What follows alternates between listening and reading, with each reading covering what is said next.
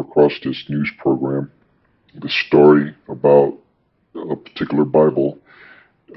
There's a museum in Washington, D.C. called the Bible Museum or something like that. I'm sure you can look it up. But they have a copy of what they call the Slave Bible.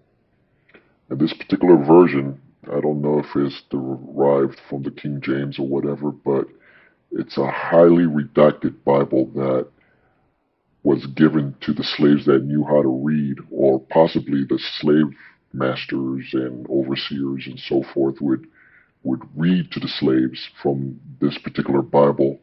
And it was so amazing and kind of way out there.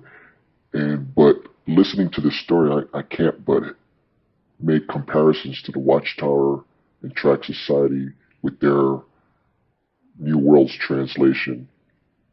If you really think critically about it and just think of the desired effects of changing, the Bible or editing the way that have, they both the Slave Bible and the New World's translation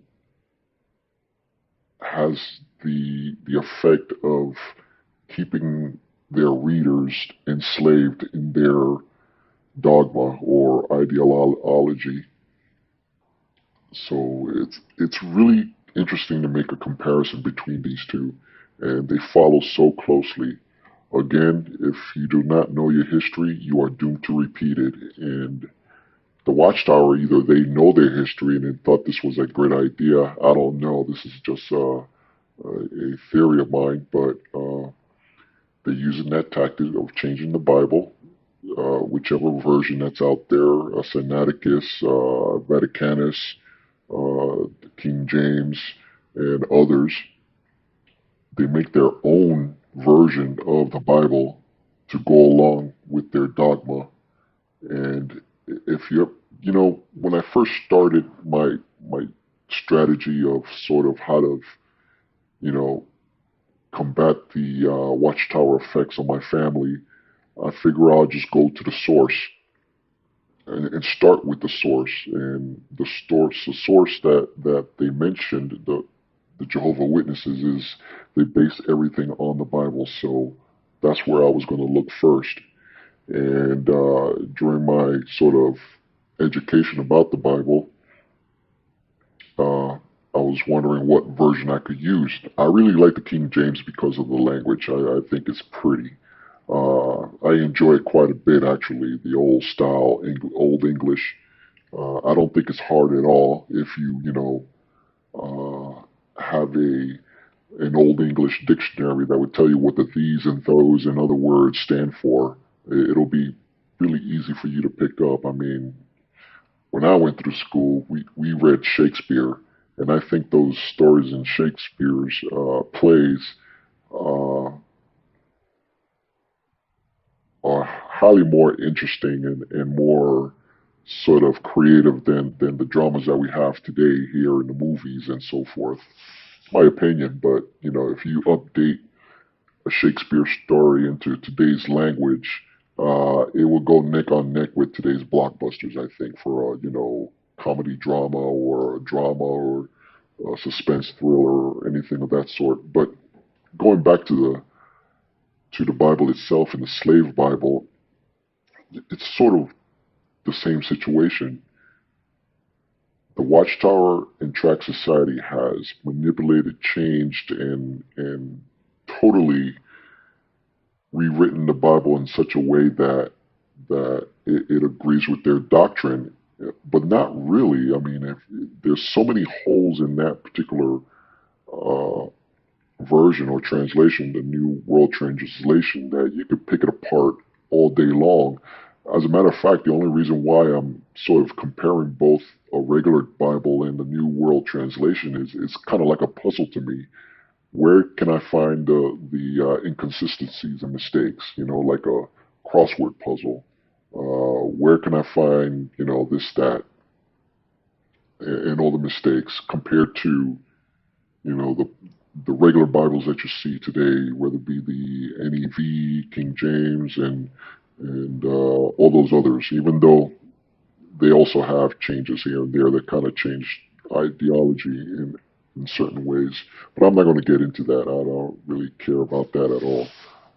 I just care about sort of shooting down their Bible, the New World's Translation, and totally discrediting their Bible with who wrote it, and it was actually the governing body in back of the 50s, and that came out through a Scottish court trial in Scotland when they asked the current governing body members of that time who wrote the Bible and, their version of the Bible and this and that. I still got to read the details of what they said, but it pretty much implicates that, yeah, the governing body is the one that okayed the New World's Translation back in the 50s and actually had a part in the writing committee of that particular Bible, even though they claim that they don't, the translators or the scholars working for them or whatever are unknown so as to not get the praise or notoriety, but in actuality is to avoid scrutiny. And here you go. Here's a clip of this other guy's YouTube channel that had a really good commentary that I was listening to, and I'll just post the whole thing. It's a short little blurb. Well, what do you know?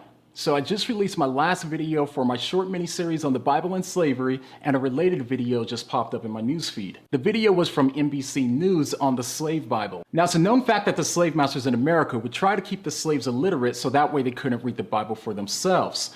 But what would they have to do if the slave could read? Take a look. Inside Washington's Museum of the Bible, a single volume that is like no other. The so-called slave Bible. Remarkable not for what's in it, but for what's not. So about 90% of the Old Testament's been removed and about 50% of the New Testament's been removed. To put it another way, a normal King James Version has 1,189 chapters in it. The Slave Bible has only 232. Missing are chapters and verses that might have encouraged uprisings. Book of Exodus, redacted. No story of Moses demanding Pharaoh, "Let my people go." Gone is Galatians, and the verse, "There is neither bond nor free, for ye are all one in Christ Jesus." And no Jeremiah, "Woe unto him that useth his neighbor's service without wages." What they've left in are verses such as Ephesians 6:5, which is the famous verse, "Slaves, be obedient to your master." Looking at this Bible, it's hard to tell that anything's been taken out of it. That's correct. I mean, it looks like a normal book. For many enslaved Africans, this would have been the first time they were exposed to the Bible. A Bible selectively edited to instill obedience, using religion to underpin the horror of slavery. When people encounter this exhibit, what lasting impression do you want them to leave with? But we want to pass the message on that may this never happen again. The Bible itself is a whole book. It's not one that you get to carve up and use this piece or that piece. The slave Bible designed to repress rebellion, but it didn't work. Enslaved people in the Caribbean constantly fought against slavery until emancipation. I think it's very relevant to understand our history, not just American history, but our African American history, our roots and how we got to this point. So if you're a person that believes that the Bible supports and condones slavery, then you'll have to ask yourself, why is it that the slave masters would take out large chunks of the Bible that went against their cause? If it's so clear and there's no doubt that the Bible supports slavery, then why is it that they had to select small verses and passages and spoon feed those to the slaves while keeping them ignorant on the rest? It's almost as if they were too afraid for the slaves to read the Bible and conclude that the Bible does not support slavery. And the next time you hear people claim that the Bible supports slavery, what are you going to say? You must not have watched What Do You Meme series on this topic, have you? Or you could just say, I don't know, maybe, what do you meme? One point I like to emphasize at the end of that particular video is that despite the changes in the slave Bible to take away, hope that there's something other than slavery in the world, it still didn't stop human nature to gain freedom for themselves. And as you know, a few hundred years later, 1800s, at least in America, the slaves were free. Other countries, they were banned. Slavery was banned even before that. And it wasn't until the 1960s that we had more sweeping changes in outcome of that, started by a preacher out of Georgia, or Martin Luther King back in the day, I guess. I forget where he's from. He used the Bible to sort of, give hope against oppression, where other organizations to this day use the Bible to put you into bondage and lose hope, or preach a hope that they want to preach and not what's really written in the Bible. Okay, I think I said enough here, and I'll see you next time.